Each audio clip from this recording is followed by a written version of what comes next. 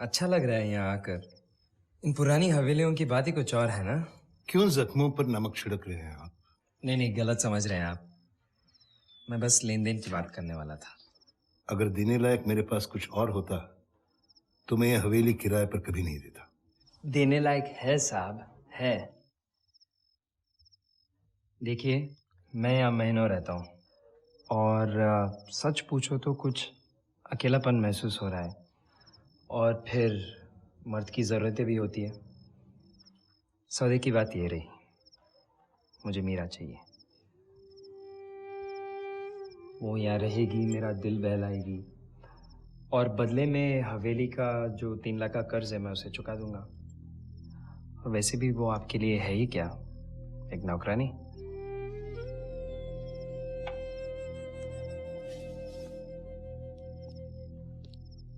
Factory लग जाएगी बस उस वक्त तक ही। कुछ महीनों में दोनों वापस मिल जाएंगे, हवेली और बहू।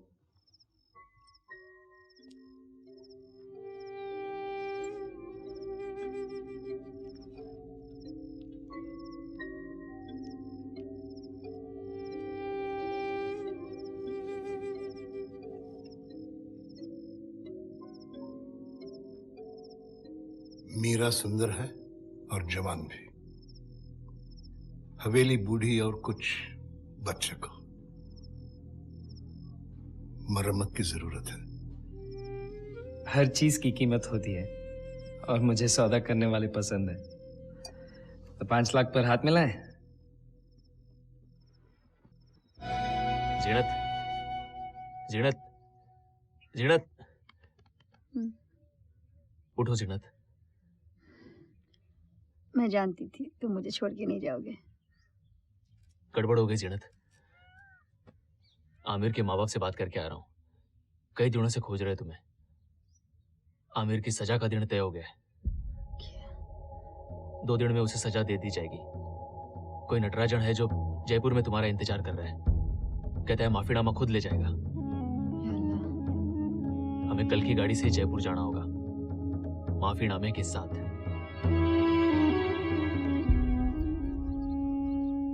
हाँ, वो ऊपर वाले। हाँ, ठीक। सलाम अलैकुम। सलाम अलैकुम।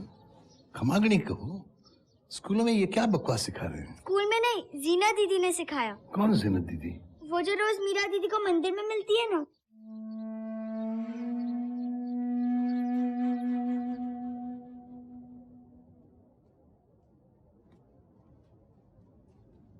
देर कर दी? हाँ, देर तो हो गई। मीरा, तुम्हें मेरी मदद करनी पड़ेगी। पहले दिन भी यही कहा था। मेरी मदद करोगी ना? ये भी कोई पूछने की बात है? पहले चलो, तुम्हें कुछ देना चाहती हूँ। शंकर ने मुझे दिया था, उसका पहला तोहफा। मैं तो पहन नहीं सकती, लेकिन कभी कभी निकाल कर देख लेती हूँ। कुछ रंग घुल जाता है। मैं चाहती हूँ कि जब आमिर मिल जाए तुम दोनों इसे ओढ़ो, मेरे और शंकर की तरह। प्रेम की निशानी है, प्रेमियों पर जचेगी। मैं इसे नहीं ले सकती, ये ठीक नहीं होगा। क्यों नहीं? तुम्हारी दोस्ती ने मुझे क्या दिया है तुम समझ नहीं पाओगी। तुम चली जाओगे और शायद हम फिर ना मिले। ये रखोगी तो याद तो रहेगा कि राजस्थान में तुम्हारी एक दोस्त है जिसे अपने जीवन पथ ढूंढने की हिम्मत तो नहीं थी, लेकिन तुम्हारे साथ रहकर उसकी एक झलक देख ली। हो सके तो तुम्हारी भी कोई निशानी देती जाना। क्या पता मेरे पति के हाथों तुम्हारे पति की मौत हुई।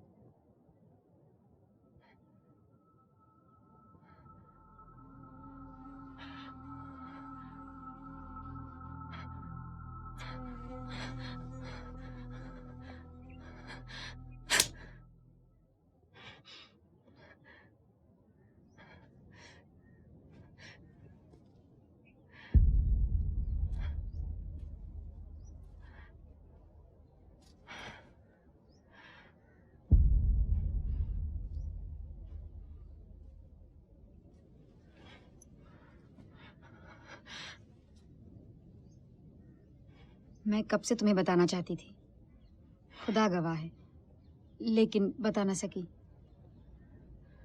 क्यों जीनत? जब पहले तुम्हारे घर गई, उन लोगों ने मेरे मुंह पर थूक के मुझे बाहर फेंक दिया। घबरा गई कि कहीं तुम भी मिलने से इनकार ना कर दो। तुम्हें धोखा देने का मेरा इरादा कभी नहीं था। मुझसे क्या चाहती हो?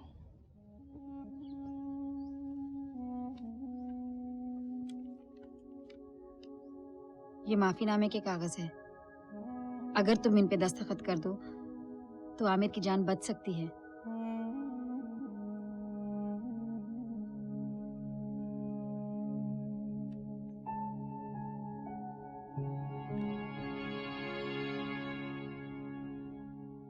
तुम इतना सब कुछ जानती हो ना जीनत, तो क्या ये भी जानती हो कि किसी के दिल पर क्या गुजरती है जब घर से एक जीवित इंसान जाता है और वापस आती है उसके मरने की खबर, फिर उसका सामान, उसके कपड़े एक फटे हुए सूटकेस में ठूसे हुए।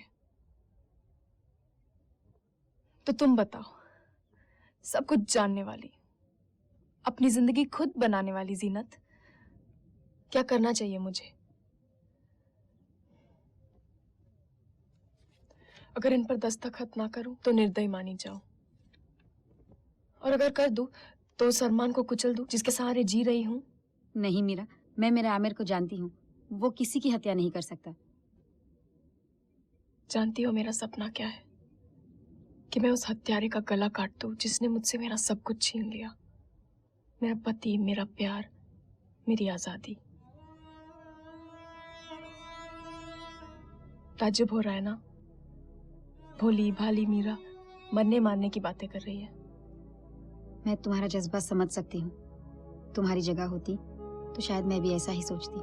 तो तुम ये भी समझ सकती हो कि मैं इन कागजात पर दस्तखत करने से इनकार क्यों कर रही हूँ।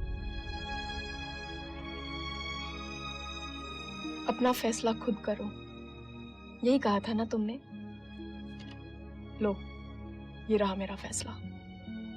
मैंने ये भी कहा था कि अपने फैसलों का अंजाम निभाना होगा। कर सकोगी?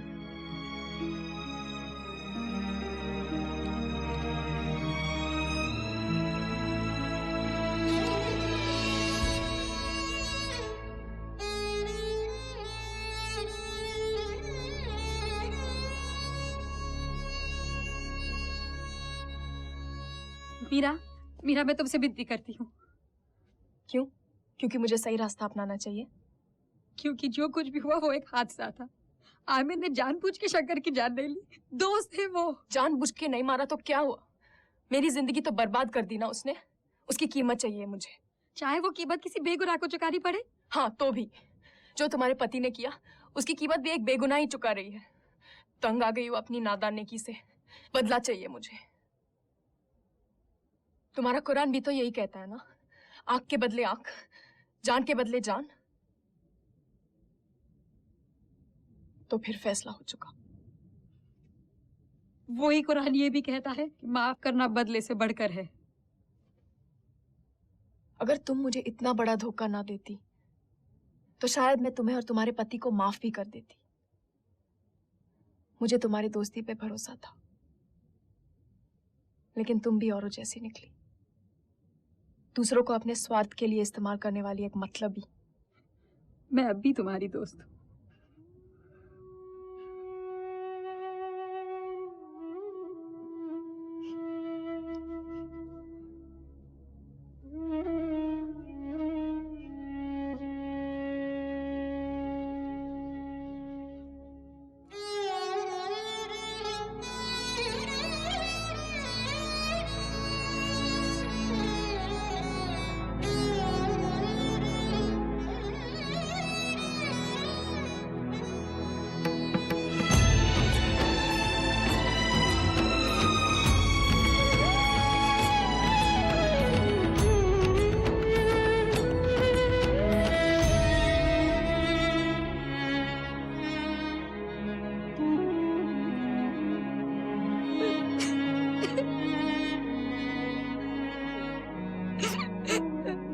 मुझे माफ कर दो आमिर, मुझे माफ कर दो।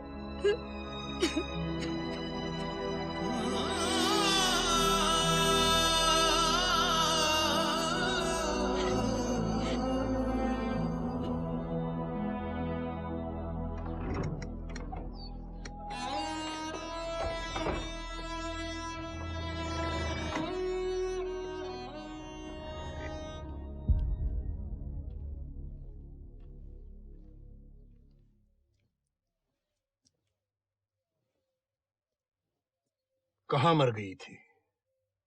मैंने तुझे मंदिर जाने की इजाजत दी ताकि तुझे शांति मिले, और तू मेरे पीठ पीछे उस औरत को गले लगा रही है जिसने हमारी जिंदगी बर्बाद कर डाली। औरत जात को आजादी नहीं मिलनी चाहिए।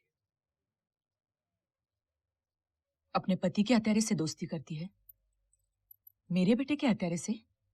जीनत ने शंकर की हत्या नहीं की। हमसे जबान चलाती है।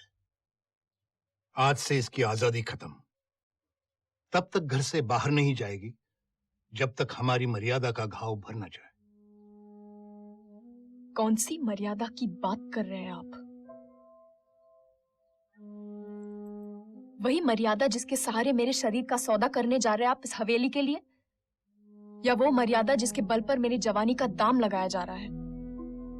जब चाहा इस्तेमाल किया, जब चाहा फेंक दिया, जब चाहा घर की मर्यादा बना दी। ये सब होने के बाद भी आप मुझे नहीं निकालेंगे, क्योंकि मैं आपके लिए बहुत कीमती हूं। मर्यादा की बात तो करते हैं, मगर आप जैसा बेशर्म मैंने आज तक नहीं देखा।